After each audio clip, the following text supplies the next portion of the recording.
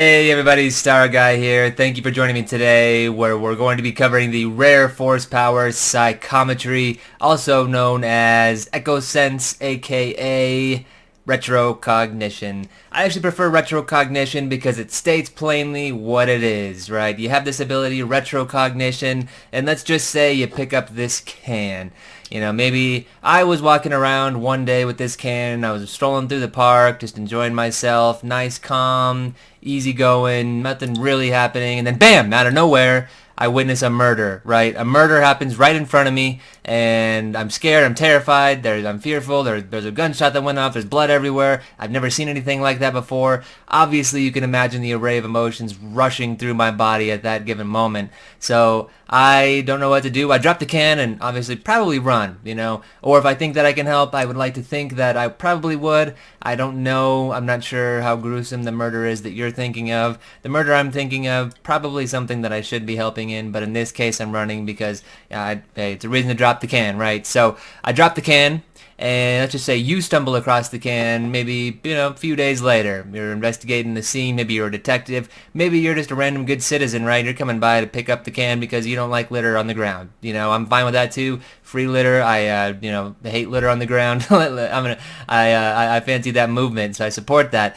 Either way that you come across the can, any way that you come across the can though, when you pick it up, you have this talent, retrocognition, right? So when you pick it up, it's going to port you essentially in your mind. You're not leaving your body or anything like that. In your mind, you're cognitioning exactly what had happened. So now you can see that murder. You can kind of get a glimpse of what happened. But you're not just seeing it, right? You're not just getting the visual. You're getting the feels too. So you're feeling my terror. You're feeling my emotional state. You're feeling everything that was running through my body at the time. So you can see how that would be kind of terrifying, for the actual retrocognition user, because that's a lot to take in, for anybody. I don't care how much you've been through or anything like that, but you're essentially taking on somebody else's emotional burdens and pain and things like that, and that's a lot. That's a lot. But there's also a flip side to it, right? It's not all bad. It's not all grievous. There's this situation, let's just say I'm a professional cliff diver, right? And I have my favorite parachute that I take with me on all these jumps, and I head to the Grand Canyon. Never been off the Grand Canyon. By the way, I'm not a professional cliff diver. I'd probably never imagine doing this in a million years, and I don't encourage you to do so unless you know what you're doing. Anyways, in this example, I'm jumping off the Grand Canyon, right? Imagine that feeling of elation, that second that you take that step off that cliff and you start diving down, you hit terminal velocity and things are just insane. Your adrenaline's pumping through, the happiness meters are super high, you have all kinds of endorphins going crazy in your body, you're feeling really, really good, really, really elevated, and then maybe, I go missing or something like that, and you stumble across my parachute bag and you pick that thing up. Now you get to witness my joy, my happiness, the things that led to me potentially going missing, or maybe I just left it behind, I don't have to be going missing every single time, but that is something that you can use the power for too. That's something that one of my favorites, Quinlan Voss, that we'll be looking at here today, uses it for. It's tracking. It's tracking. It's finding people. It's finding interesting, or wanted individuals. One of my other guys that we're going to be talking about today, Cal Kestis, has this ability from the video game The Jedi Fallen Order. If you haven't played that thing, definitely check it out. It's an awesome game. It gets a little bit of flack for some reason, but I think it's one of the greatest Star Wars games we've gotten here in a little while.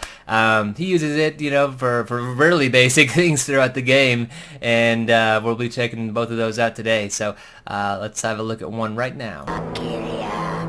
Mighty Gardula says, you are lucky to be with a Jedi as wise as Kenobi, or you might not be allowed to leave here alive.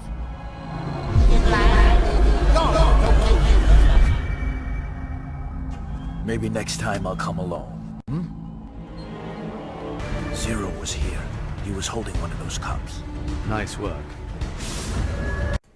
Well, I don't think I can explain it any better than that, right? You saw the visual, he picked up the cup, and boom, in his mind, he saw Zero the Hutt. He knew Zero had been through there. He didn't get a whole lot of emotion because it was just a cup, That's why I attached something really strong to my example with the can, because typically it's only really strong emotions that you can sense. This one was probably like a recency bias type situation because Zero had been there so recently.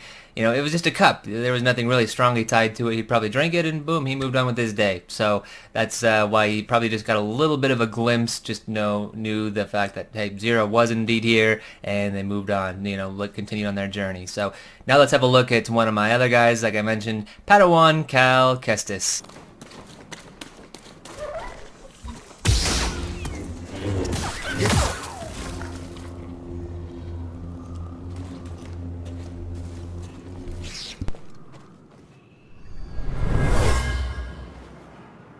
It was after boggling eggs and the pack fought back.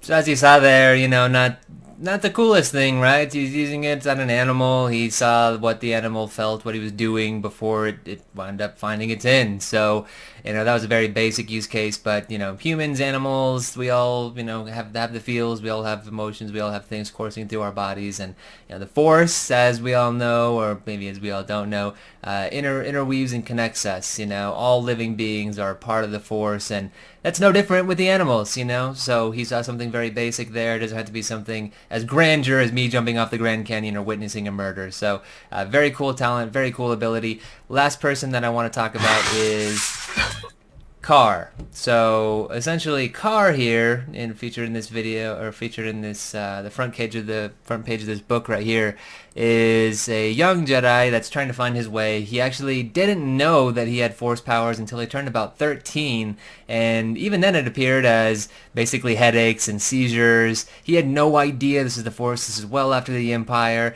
Jedi are kind of fables at this point to a large portion of the galaxy. Not everybody believes that those guys were actually real. The Sith, the Jedi, the Force, it's all just a bunch of really obscure things, kind of like if I were to walk up to you and we didn't have Star Wars and I told you, hey, there's this magic, the Force, that weaves throughout the galaxy and binds us together. It just sounds ridiculous. So that's kind of the state that the galaxy is in at this point. Cal's parents, throughout the book, do a good job of hiding this from him for whatever reason. They don't want him to know that he comes from a Force-sensitive lineage, and they chalk it up to medical problems. So he's constantly going to see doctors, and it's just a nice string of events there before Cal finally figures out that he has it. Weird things happen when he picks up these important objects, like I was describing to you with my can, and it's a great book overall. Car is fun to read about. He's an interesting Jedi. It's a different kind of story, kind of like one I'll talk about later with one of these new High Republic books as well.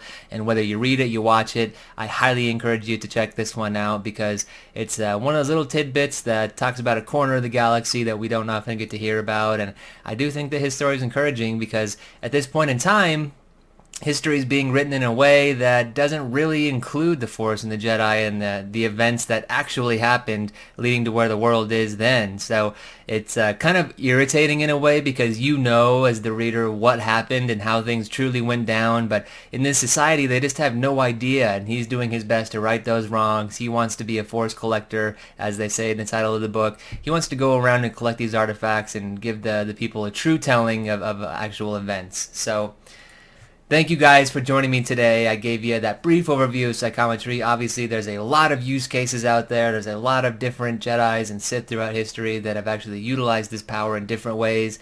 But I definitely think it's very underrated. It doesn't come up very often. We're always talking about force pushes and telekinesis, which I'll also be covering.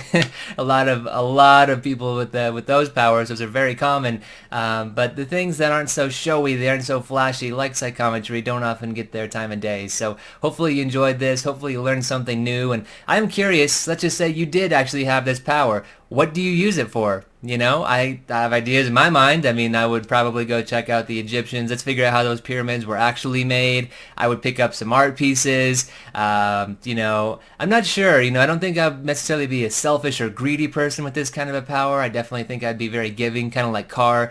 I really like Carr's approach to, utilizing this talent, but let me know what you think because there's millions of ways that you can go with it. Write me in the comments section below. I'll be sure to get back with you guys, and I hope to see you in the next one.